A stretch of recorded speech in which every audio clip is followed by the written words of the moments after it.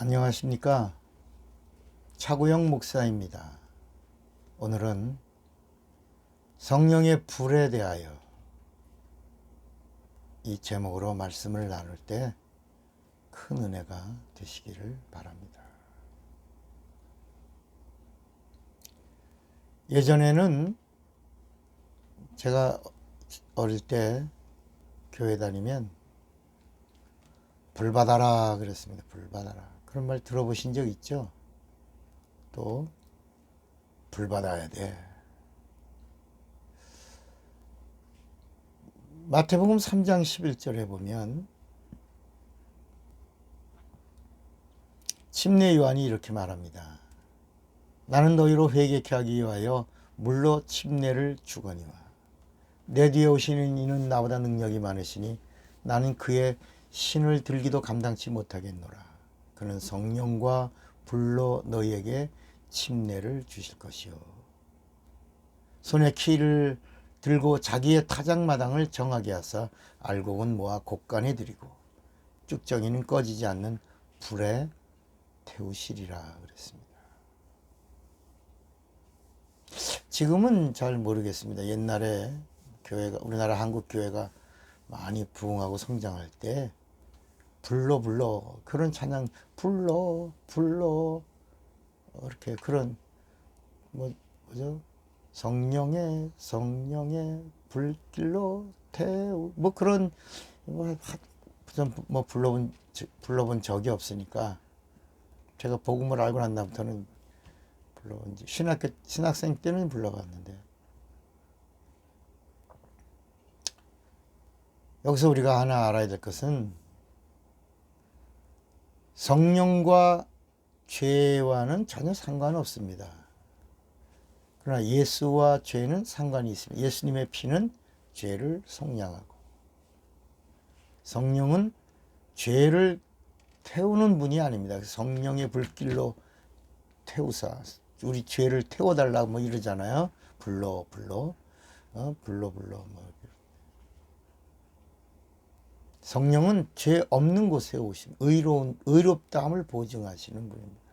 그래서 칭의라고 하는 말도 성령 받은 자를 가리켜 말하는 것입니다.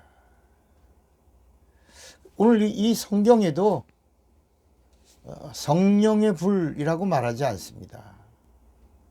성령과 불입니다. 뭐라고요? 성령의 불이 아니라 뭐라고요? 성령과 불입니다. 성령의 불은 하나를 이야기하는 것이고 성령과 불은 별개입니다. 영어에도 The Holy Spirit and with fire 그랬습니다. The Holy Spirit and 성령과 with fire 구분되어 있는 겁니다. 성령의 불이 아닙니다. 성령의 불이 아니고 그러니까 이 성경에서도 보면 불과 바람같이라고 할 때도 하나님이 천사들을 사용할 때 불과 바람같이 그러니까 불로도 쓰고 바람같이도 쓴다. 그러니까 불도 엔젤이에요. 불도 천사고 바람도 천사입니다.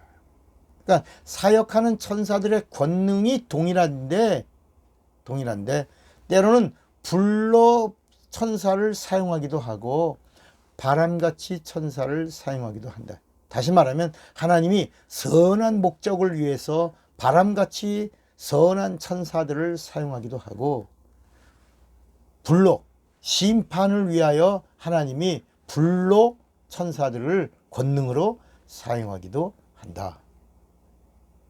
그래서 사도행전 7장 29절로 32절에 보면 가시나무 떨기 불꽃 가운데서 나타나신 것은 하나님이 천사의 손을 통하여 천사의 권능으로 하나님을 보여주신 것이다. 이렇게 말씀합니다.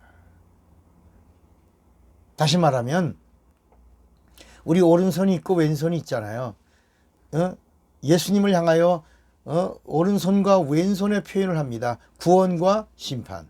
그래서 구세주 하나님이신 예수, 심판주 하나님이신 예수.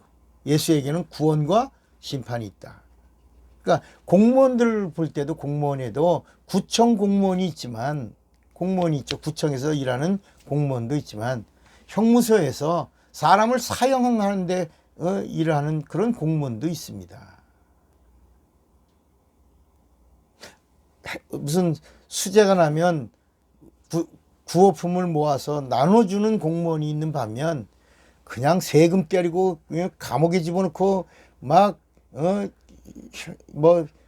쇠고랑 채게 하는 그런 공무원도 있다. 이렇게 성도를 수종드는 천사가 있는 반면 죄인을 형벌하는 천사도 있다는 겁니다. 이렇게 하나님께서는 이 천사는 이것을 시키고 저 천사는 저것을 시키듯이 마태복음 3장 11절에 말하는 성령과 불이라고 하는 말은, 하나는 성령은 살리는 영이고 불은 소멸하는 영이다. 심판하는 영이다. 그러니까 오른손 왼손의 기능을 다 가지신 그분이 예수 그리스도인데, 예수 그리스도는 성령으로 살리는 일을 하시는 하나님이시고, 또 이 세상 임금과 마귀는 불로 태우시는, 소멸하시는 하나님이시다. 이렇게 말씀하는 거예요. 여러분, 침례라고 하는 것은 죽음과 부활을 말합니다. 죽는 것과 부활하는 것, 다시 사는 것. 죽는 것과 사는 것. 죽는 것과 예수 그리스도와 연합하여 사는 것. 그래서 부활에까지 참여하는 것. 이게 침례입니다. 그래서 여기 성령과 불로 침례를 주시니 라고 하는 이 말씀은 성령에 잠기게 하시든지 불에 잠기게 하시든지 둘 중에 하나를 말하고 있는 겁니다. 그래서 마태복음 3장 11절에 성령과 불이라고 하는 이 관주 성경을 보면 이사야서 4장 4절에 있는 말씀과 연결이 됩니다. 이는 주께서 그 심판하는 영과 소멸하는 영으로 시온의 딸들의 더러움을 씻으시며 예루살렘의 피를 그 중에서 청결케 하실 때가 됨이라. 이사야 4장 4절입니다. 다시 말하면 예수님이 땅에 오실 때 소멸하는 영과 심판하는 영으로 오신 겁니다. 심판은 뭐예요? 정죄하는 영이에요. 불이라고 하는 말은 심판하는 영이라는 말입니다. 주님이 소멸하는 영과 심판하는 영으로 오신다라고 하신 겁니다.